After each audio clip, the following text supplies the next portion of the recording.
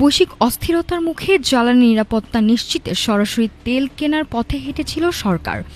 আবেদন করেছিল ৫৬টি বিদেশি কোম্পানি, কাজ পেয়েছে ৮টি। কিন্তু ২ মাস পেরিয়ে গেলেও দেখা নেই সেই জরুরি তেলের।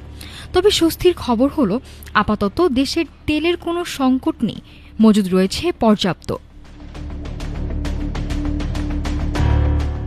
কদিন আগে দৃশ্যটা ছিল ঠিক এমনই। তেলের জন্য দীর্ঘ অপেক্ষা আর অনিশ্চয়তা। বৈশ্বিক পরিস্থিতির উত্তাপে যখন দেশের জ্বালানি বাজার অস্থির হওয়ার শঙ্কা, ঠিক তখনই তড়িঘড়ি করে বিকল্প উৎস থেকে সরাসরি তেল কেনার সিদ্ধান্ত নেয় সরকার।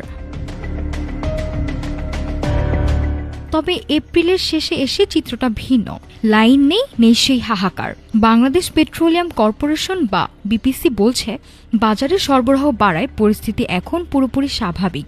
হিসাব বলছে, মে মাসে ডিজেল ও অকটেনের চাহিদা মেটানোর মতো রসদ হাতে আছে। মের প্রথম সপ্তাহেই ভিড়বে অপরিশোধিত তেলের জাহাজ। কিন্তু প্রশ্ন উঠেছে সেই জরুরি সরবরাহ নিয়ে।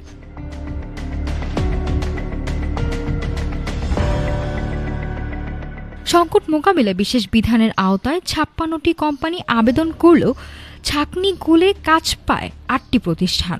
নিয়ম ভেঙে মাত্র ৫ দিনে অনুমোদন পায় মার্কিন নিবন্ধিত কোম্পানি A&A এনার্জি।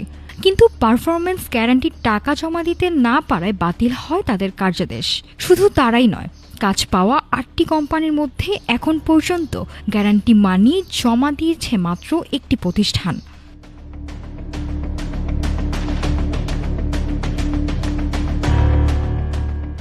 বিপিসি বলছে, সরাসরি চুক্তিতে ৯ লাখ টন ডিজেল ও ১ লাখ টন অপরিশোধিত তেল কেনার পরিকল্পনা ছিল। কিন্তু অভিজ্ঞতাহীন কোনো কোম্পানি এক দেশ থেকে কিনে অন্য দেশে বিক্রির ট্রেডিং ব্যবস্থায় নামতে গিয়ে সরবরাহ নিশ্চিত করতে পারছে না। ফলে শেষ পর্যন্ত সেই পুরনো উন্মুক্ত দরপত্র পদ্ধতিতে জুলাই-ডিসেম্বরে তেল কেনার প্রক্রিয়া শুরু করতে যাচ্ছে বিপিসি।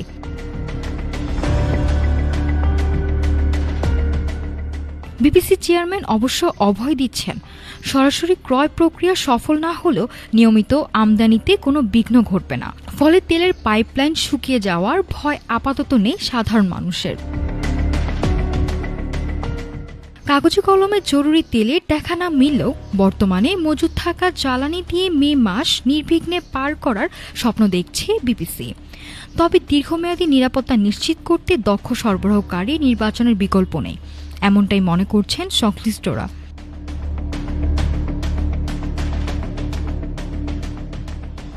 নাফিস সামিয়া, ঢাকা টুডে।